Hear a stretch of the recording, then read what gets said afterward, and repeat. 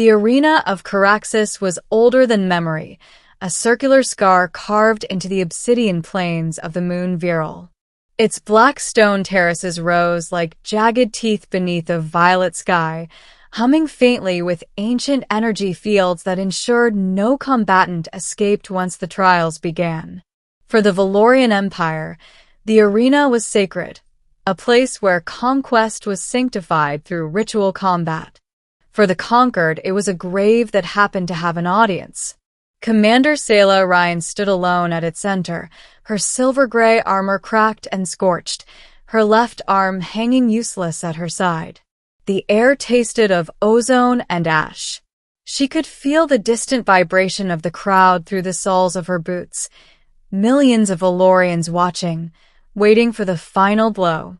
Their champion, Kael'thor the Unbroken, circled her slowly, his twin plasma blades whispering as they sliced the air. Sayla had lost. She knew it with the clarity that came only when hope was exhausted. Her squad lay dead beyond the shimmering barrier, their bodies already being claimed by the arena's reclamation drones. Earth's rebellion had gambled everything on this duel. Valorian law demanded that if a challenged champion fell, the conquered world would be spared annihilation and granted conditional autonomy.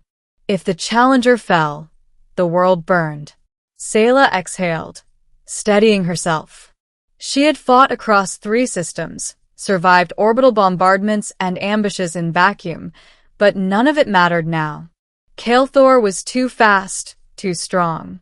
The Valorians had engineered him for this, bone reinforced with crystalline lattice, reflexes sharpened by neural augments older than human civilization. Kael'thor stopped moving. "Human," he said, his voice amplified and resonant, echoing unnaturally through the arena. "You have fought with honor. Your species will be remembered for its defiance." Sayla straightened despite the pain. "Do what you came to do," she said. "Just make it quick." The champion raised his blades, crossing them above his head. The energy fields flared brighter, feeding power into the killing strike. Sayla closed her eyes. She never heard the blades fall. Instead, there was a sound so alien to the arena that for a fraction of a second, the universe itself seemed to hesitate. A sharp hiss, thin, cutting, almost primitive. Something passed so close to Sayla's ear that she felt the air split. She flinched, eyes snapping open just in time to see Kael'thor freeze mid-strike. His blades flickered, then died. A dark shaft protruded from the joint beneath his jaw, precisely where Valorian armor was weakest. His eyes widened in disbelief before his massive frame toppled backward, striking the obsidian floor with a sound like cracking stone. Silence fell over Caraxes. Sayla stared, heart hammering, breath caught somewhere between shock and disbelief. The champion lay motionless, violet blood pooling beneath his head. The arena sensors, after a moment of confused recalibration, began to wail. "Champion Kael'thor, life signs terminated," announced the cold, mechanical voice of the adjudicator. The crowd erupted, not in cheers but in chaos. Confusion rippled through the stands as Valorian officials shouted, demanding explanations. The ancient laws had been broken. No external interference was possible. The arena's shields were absolute. Or so they believed. Sayla turned slowly, scanning the terraces, the sky, the energy fields. "Who?" she began. Another hiss cut the air, this one deliberate. High above, at the very edge of the arena's uppermost spire, a figure lowered a long, elegantly curved weapon. It looked absurdly out of place amid plasma cannons and energy rifles, a bow, crafted from dark composite materials and threaded with faintly glowing filaments. The figure was human. "Sorry I'm late, Commander." A voice crackled in Sayla's comm implant, breaking through the Valorian jamming field with casual defiance. Traffic was hell in subspace. Sayla's knees nearly gave out. "Archer," she whispered. Still alive and annoyingly accurate, the voice replied. Name's Elias Ward. Long-range specialist Earth resistance. And before you ask, yes, I know this violates about 17 interstellar treaties. The arena's shields flared violently, struggling to compensate. Valorian security drones surged into the air, weapons charging. Elias moved with practiced calm. He knocked another arrow. No, not an arrow, Sailor realized. The shaft was lined with microthrusters and quantum guidance nodes, a hybrid of ancient design and cutting-edge science. He released.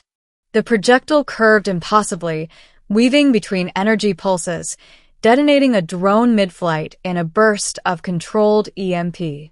Another followed, then another. Each shot was silent but devastating, exploiting gaps in Valorian defenses no one had thought to protect against something so old. Sayla understood then. This wasn't a violation of the rules. It was an interpretation of them. The arena blocked energy weapons, teleportation, and direct digital intrusion. It did not account for a mass-driven projectile guided by analog physics and human ingenuity.